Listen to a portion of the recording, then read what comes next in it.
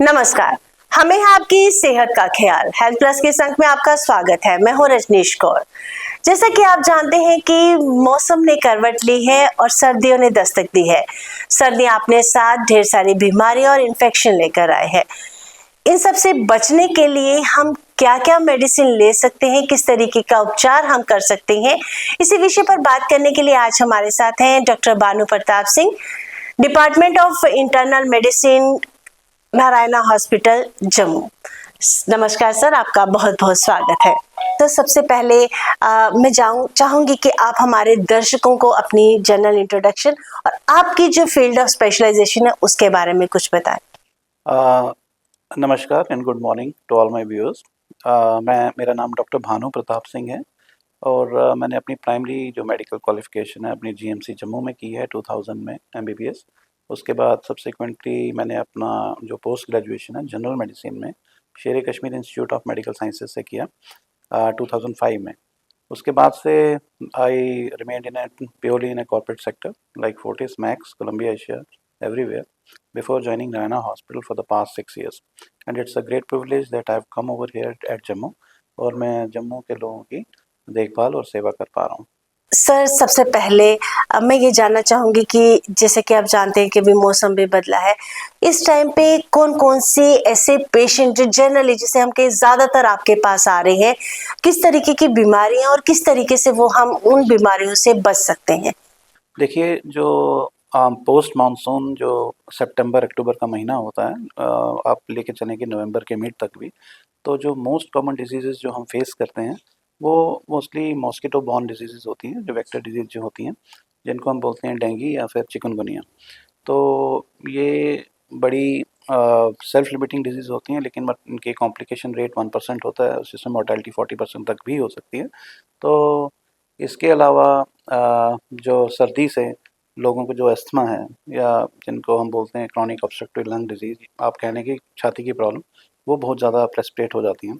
और इसी तरीके से एक्सेसिव विंटर्स में जो हार्ट के जो अटैक्स हैं, एमआईज़, या फिर आप कह लें स्ट्रोक, दिमाग की जिसकी नाड़ियाँ ब्लॉक हो जाती हैं, तो ये चीज़ें हम सीज़नल चेंज में बहुत ज़्यादा फेस करते हैं। अगर रही प्रिकॉशन की बात, तो चिकनगुनिया, डेंगू के लिए तो हमें सबसे पहला है कि इन सीज़न के दौरान हमें फुल बॉडी कवर करके रखनी चाहिए सो दैट मॉस्किटो बाइट ना करें। हमें ऐसी कोई भी प्लांटेशन साइट्स पे नहीं जाना है जहाँ पे बहुत बड़ा पेड़ पौधे हों, या अगर आपका कोई पानी स्टेगनेंट है उस पानी को आप डिस्कार्ड कीजिए। कूलर में स्टेगनेंट है, छत पे स्टेगनेंट है, उसको नहीं, क्योंकि मॉस्किटो ब्रीड वहीं करते हैं। तीसरी चीज़ है, आप मॉस्किटो रेपेलेंट लगाएं और most of the time you try to confine at your home, so that is the best strategy. और रही बात दमे की या आपके सीओपीडी की, तो आप अपने पल्मोलॉजिस्ट को मिलें जब भी आपको ऐसा कोई अटैक होता है, सो दैट कि टाइमली मेडिकेशन से वो अटैक ख़त्म हो जाए। And keep yourself warm. And thirdly, जो लोग ऑलरेडी हार्ट की मेडिकेशंस में अपने मेडिकेशंस रेगुलर लेते रहें, उनको स्किप ना करें और अपना ब्लड प्रेशर, डायबिटीज़ जो भी है उसको कंट्रोल करके रखें, सो दैट का आपका हार्ट का या ब्रेन का कोई ऐसा मसला ना हो। सर, अभी बात की हमने सीजनल चेंज के दौरान हमें बहुत सारी, आपने भी बताया कि हमें बीमारियां जकड़ लेती हैं। सर, स्क्रीनिंग की बात की जाए, क्योंकि जनरली हम लोग इतना ज़्यादा अवेयर नहीं है और दूसरी बात यह है कि हम केयर नहीं करते हैं। लेट इट बी करते करते एक टाइम आ जाता है जब रेड फ्लैग हमारे सामने है। अब किस टाइम पे, क्या सीजनल चेंज के दौरान या कोई स्पेसिफिक एक टाइम जब हमें अपनी बॉडी की स्क्रीनिंग करवानी चाहिए, और कौन-कौन सी स्क्रीनिंग जो है वो मेनली हम लोग टाइमली हम उसे करवाते रहें? देखिए, जो मैंने आपको बताया डेंगू, चिकनगुनिया, इनकी तो ऐसे एज़ सच कोई स्क्रीनिंग नहीं है कि हम स्क्रीन करेंगे, बट इट्स इन्फेक्टिव डिजीज़। जब भी इन्फेक्शन होती है तो हम उसको एज़ पर सी ट्रीट करते हैं। रही बात, जब हम स्क्रीनिंग का वर्ड यूज़ करते हैं तो हम स्क्रीनिंग उन चीज़ों के लिए करते हैं जो बीमारियाँ काफ़ी हद तक मॉर्बिडिटी या मोर्टेलिटी क्रिएट कर सकती हैं। फॉर एग्ज़ाम्पल, जैसे पेशेंट्स को अपना रेगुलरली डायबिटिक स्क्रीन करवाना चाहिए, अपना hypertension check and control. Thirdly, जैसे अगर फीमेल्स हैं तो हम तो रिकमेंड करते हैं कि ह्यूमन पेपिलोमा वायरस वैक्सीन सबको मिले, क्योंकि later on it turns out to be cervical cancer. तो कोई भी वुमेन जो है 40 साल के बाद है, उसको अपना पैप स्मीयर जिसको हम कहते हैं, या फिर हम क्या ब्रेस्ट स्क्रीनिंग जिसको हम मैमोग्राफी बोलते हैं, तो वो बड़ी यूज़फुल है क्योंकि वो डिटेक्ट कर पाती है अर्ली कैंसर को। इसी तरीके से जो एल्डरली लोग हैं मोर देन 60-65 ईयर्स हैं तो उनके लिए रिकमेंडेड कोलोनोस्कोपी है to rule out colorectal cancer. इसी तरह से ओवरियन कैंसर, तो इन सब की स्क्रीनिंग्स जो है फीमेल्स में ज़रूरी है। सिमिलरली कोई भी एल्डरली मेल है उसके लिए हम स्क्रीनिंग उसके हार्ट के लिए करते हैं, ये देखने के लिए कोई अर्ली कोई चेंजेस तो नहीं आ रहे हैं या कोई वो चीज़ें तो नहीं इंक्रीज़ हो रही हैं। तो इस टाइप की स्क्रीनिंग हम करते हैं, बट रेगुलरली जो इन्फेक्शंस हैं उनकी स्क्रीनिंग में एज पर सी नहीं करते। तो this is the way we approach a patient. Sir, screening के बाद अब आता है बारी हमारे लाइफस्टाइल से रिलेटेड। जैसे कि माना जाता है कि लाइफस्टाइल जो है जैसे चेंज हुआ है तो बहुत सारी बीमारियां हमारे घरों में आई हैं। अब ये है कि किस तरीके का लाइफस्टाइल हम अडॉप्ट करें, क्या जो डेली रूटीन में डाइट है वही ज़रूरी है या इसके अलावा कोई इंटरनली हमारे बॉडी को स्ट्रॉन्ग करने के लिए कोई मेडिसिन या कुछ ऐसा हम ले सकते हैं जिससे हम इन बीमारियों से भी बच सकें और हेल्दी रहें? देखो, मेडिसिन लेके बीमारियों से बचना is not a solution. Solution जो है वो है आपको अच्छी तरह से प्रिवेंटिव तरीके से अपने आप को अडेप्ट करना, ठीक है? जब हम बात करते हैं खाने-पीने की, डाइट की जब बात करते हैं, तो देखिए obviously we doctors never recommend junk junk foods like chocolate, cold drink, pastry, burgers and pizzas and this thing, Maggis and noodles and chips and आपके कुरकुरे, जो बच्चे आजकल के बहुत शौकीन हैं, तो we don't recommend such kind of thing. देखो, खाने पीने के लिए नेचर ने बहुत कुछ दिया है। आपके पास वेजिटेबल्स हैं, फ्रूट्स हैं, आपके पास लेंटिल्स हैं, लेग्यूम्स हैं, राइस है, चपातीज़ हैं, तो वेजिटेबल्स हैं। तो अच्छा खाना, अच्छे आहार में अगर आप प्रोटीन लेते हैं, अच्छे उसमें कार्बोहाइड्रेट की मात्रा थोड़ी कम रख के लेते हैं, थोड़ा बहुत जो बॉडी के फैट रिक्वायरमेंट्स है उसके हिसाब से लेते हैं, जिसको हम मेडिकल न्यूट्रिशन थेरेपी भी बोलते हैं डायबिटीज़ में, तो आपकी हेल्थ स्टाइल रहता है। अगर मैं शॉर्ट फॉर्म में आपको बताऊं, फॉर एग्जांपल अगर हम डायबिटीज़ की बात करें तो मैं वही रिकमेंड करूंगा डायबिटीज़ पेशेंट्स को कि वेजिटेबल्स में पोटैटो मत खाएं, ठीक है? और दालों में आपके राजमा, रोंगी, सफ़ेद चने थोड़ा अवॉइड करें, बाकी दालें आप ले सकते हैं। तीसरी चीज़ जो जिनमें हाई ग्लाइसेमिक इंडेक्स होता है, जैसे फ्रूट्स में, जैसे आम, केला, चीकू और अंगूर, इसको अवॉइड करें। इसके अलावा कीवी, पपाया या एप्पल या whatever fruits you want to take वो आप ले सकते हैं। एग, मिल्क, लस्सी, कर्ड वो आप ले सकते हैं। जो लोग नॉन-वेज के शौकीन हैं तो मैं रिकमेंड करता हूँ फ़िश या चिकन, वो भी प्रेफ़रेबली रोस्टेड रादर देन उसको तला हुआ, भुना हुआ बना के। बट ऑब्वियसली हम रिकमेंड नहीं करते जो चीज़ें मैंने आपको पहले बताई। सेकंड इश्यू, जैसे कई लोगों को गाउट है, तो गाउट के लिए हम रिकमेंड करते हैं कि जो लीफ़ी वेजिटेबल्स हैं, पत्ते वाली सब्जियाँ लाइक मेथी, पालक, उनको थोड़ा कम करें। अब लाइफ है, खाना तो है ही है सब्जियाँ, ये नहीं कि टोटली बंद कर दो। Occasionally you can take, definitely take, but don't make it a regular habit.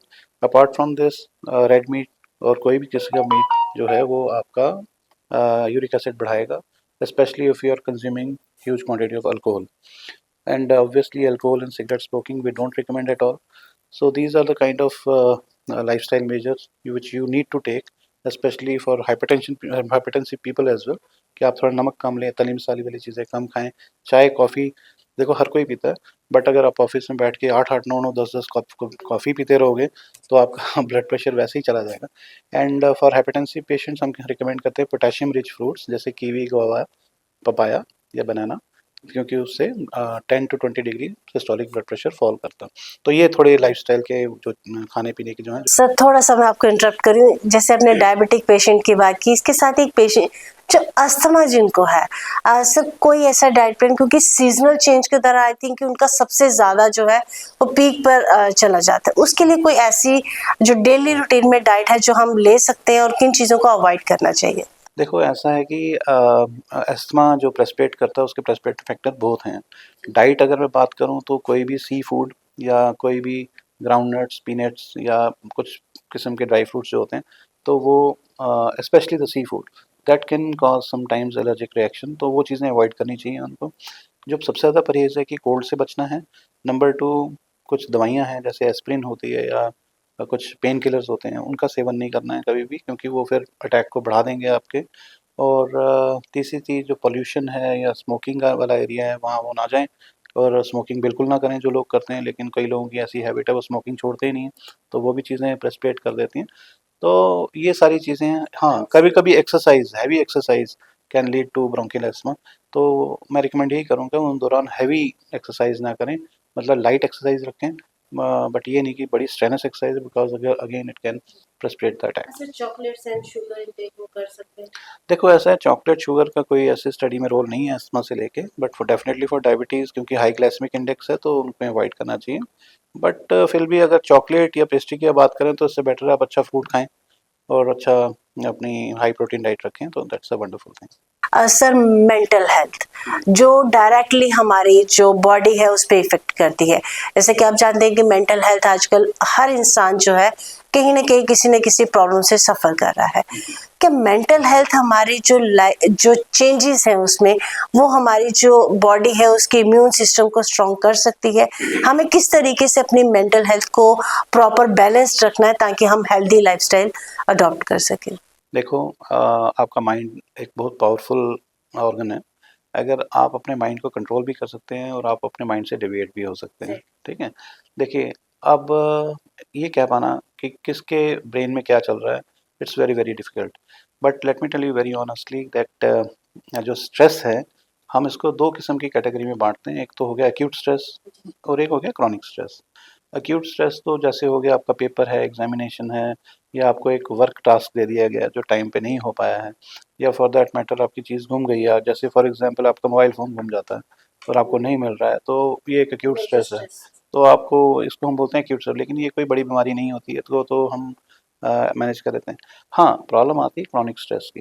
Chronic stress के जो प्रेसिपिटेटिंग फैक्टर हैं, जैसे जॉब इनसिक्योरिटी, या यू कैन नॉट पे योर लोन्स, या फॉर दैट मैटर आपकी फैमिली में ट्रबल है, या आप डाइवोर्स हो गए हो, या कोई एक्सीडेंटल डेथ हुई है, तो ये वाले जो स्ट्रेस हैं ये बंदे को डिप्रेशन में लेके जाते हैं।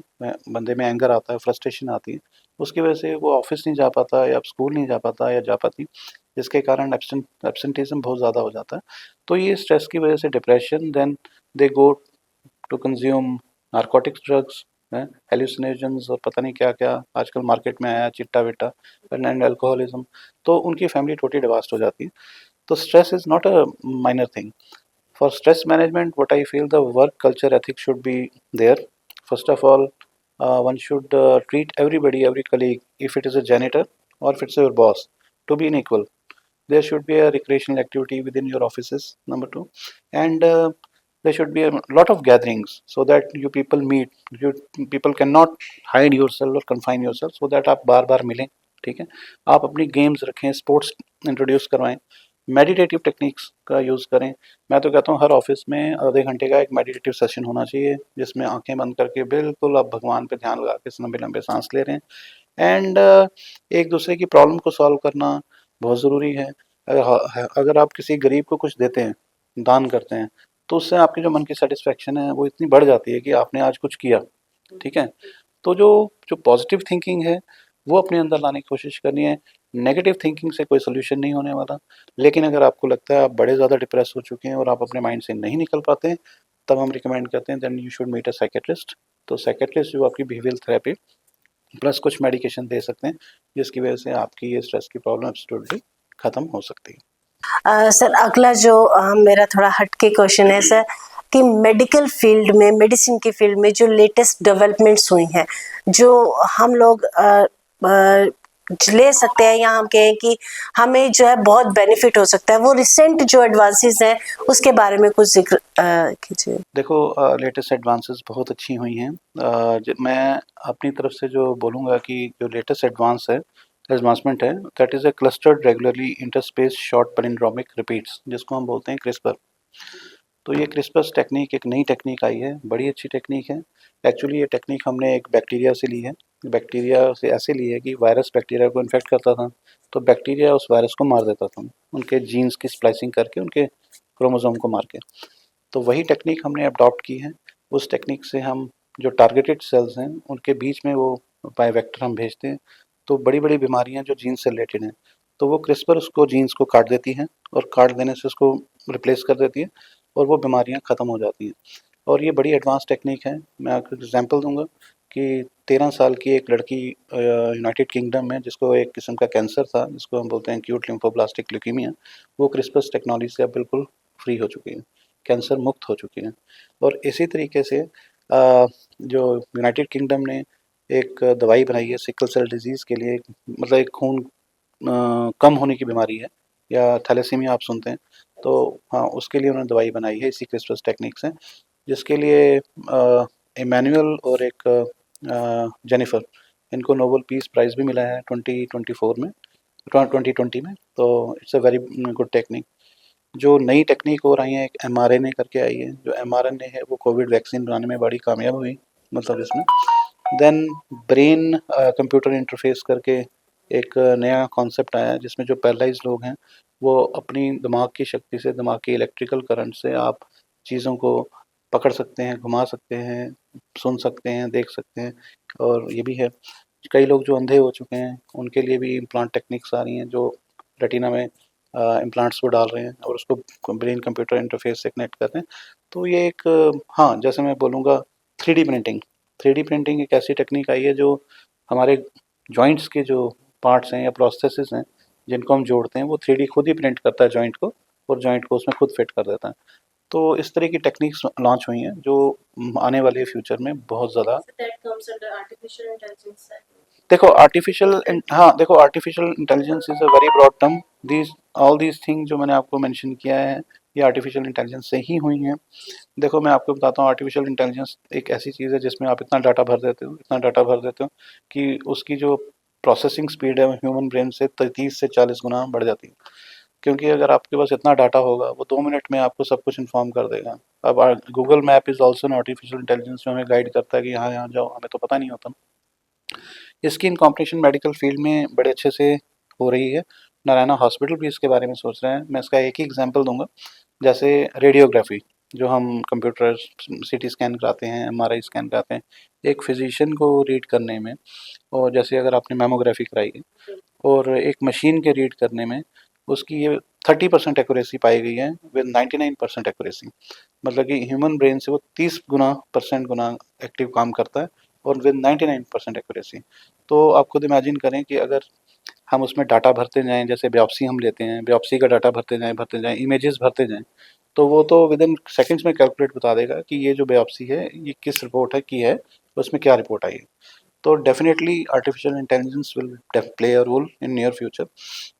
But as far as clinician point of view, doctor will be still required, because to treat the patient, because artificial intelligence is to assist the physicians. It's not solely based to treat the patient only because of artificial intelligence. So collectively, it's a scientific boom, and we will appreciate this artificial intelligence. And whenever Narayana Hospital will launch this thing, and we will update the Jammu people as well.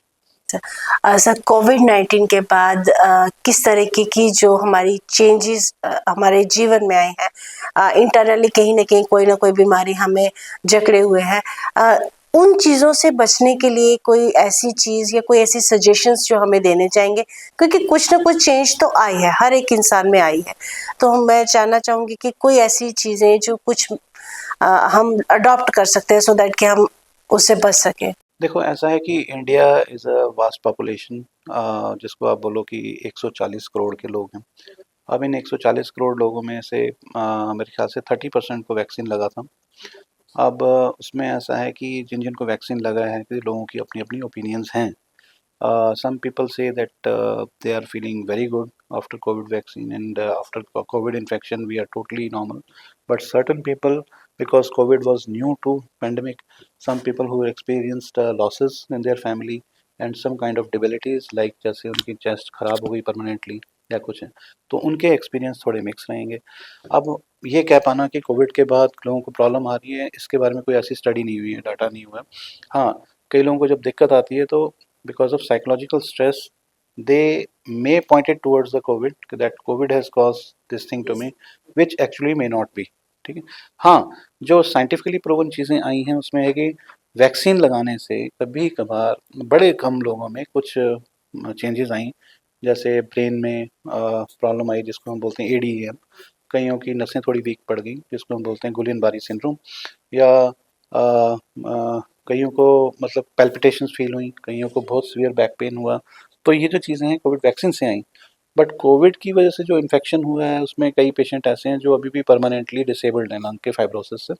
But most of the time जो patient recover कर गए, they are doing the healthy life. I will tell you, I was in a COVID ward and I treated so many COVID patients, and I got infected as well, but it never happened anything to me. I took a COVID vaccine as well. It never happened anything to me. So it's a mixed response. I think there should be a surveillance, there should be a data compilation कि those people who suffered with the COVID उनका कैसा pattern रहा, तब जाके अगर वो data collect होता है तभी हम किसी कंक्लूजन पहुंच पाएंगे कि कोविड ने कुछ ऐसा किया है या नहीं। सर, जाते जाते हमारे दर्शकों के लिए कुछ सुझाव, कुछ जानकारी जो आप स्पेशली उनको देना चाहेंगे? मैं तो यही कहना चाहूँगा कि जो हमारी फ्यूचर जनरेशन है वो यंग किड्स हैं, तो उनकी केयर करना फ्यूचर जनरेशन के लिए बहुत एक इम्पॉर्टेंट चीज़ है। तो इसके लिए मैं ये पहले कहना चाहूँगा, पहले बच्चों को मोबाइल से दूर करें, ठीक है। इनफैक्ट ऑस्ट्रेलिया ने एक चीज़ लॉन्च की है जिसमें उन्होंने कहा है कि 16 साल से कम बच्चों को मोबाइल देना ही नहीं है, तो they are passing that resolution in their law. तो वो उसको दूर करें, क्योंकि उसकी वजह से उनकी मेंटल हेल्थ पे, स्ट्रेस लेवल पे, उनके एजुकेशन पे फ़र्क पड़ता है ये चीज़ें। और कई लोग टेक्नोलॉजी में इतने ज़्यादा इन्वॉल्व हो जाते हैं कि स्ट्रेस लेवल उनके ज़्यादा बढ़ जाते हैं, and I have seen young people shouting on their parents and very becoming aggressive, and then because of aggressiveness they have a competitive feeling with their partners, and then उसकी वजह से वो क्या क्या एक्शन लेते हैं जो लाइफ थ्रेटनिंग भी रहता है उनके लिए। तो वो चीज़ें। नंबर 2, मैं यही बोलूँगा कि कोई भी जंक फूड या चिप्स, कुरकुरे या वाली चीज़ें बिल्कुल ना खाएं बच्चे, ठीक है। एल्डरली पीपल जो 40 साल से ऊपर हैं अपनी रेगुलर स्क्रीनिंग कराएं, ठीक है। आप कहीं पे भी किसी हॉस्पिटल में जा सकते हैं, बट हमारा एक रोबस्ट प्रोग्राम है नारायणा हॉस्पिटल में, जिसको हमने डिवाइड किया एक female health checkup and male health checkup उनके बॉडी के हिसाब से, तो बड़ी रीजनेबल कॉस्ट पे। अगर कोई भी आप आना चाहते हैं तो मोस्ट वेलकम। अपना शुगर का टेस्ट कराएं, एक बार अपने बॉडी चेक करवाएं, टेस्ट करवाएं। अगर आपको ब्लड प्रेशर है उसको ट्रीट करें, और सीजनल के टाइम जो मैंने प्रिकॉशंस बताए थे उसको फॉलो करें। तो मेरी रिकमेंडेशन यही है कि आप लोग सब हेल्दी रहें और and enjoy your life. Sir, short span of time है हमारे पास, नहीं तो अब डिस्कशंस के लिए बहुत ज़्यादा आगे हमारे पास टॉपिक है, लेकिन एश्योर करती हूँ कि आप फिर भी फिर किसी टाइम हमारे स्टूडियो में आएंगे, हमारे दर्शकों को इससे भी ज़्यादा अच्छी इन्फॉर्मेशन देंगे। हेल्थ प्लस के एक नए अंक के साथ आपके साथ पुनः हाजिर होंगे। तब तक के लिए जय हिंद।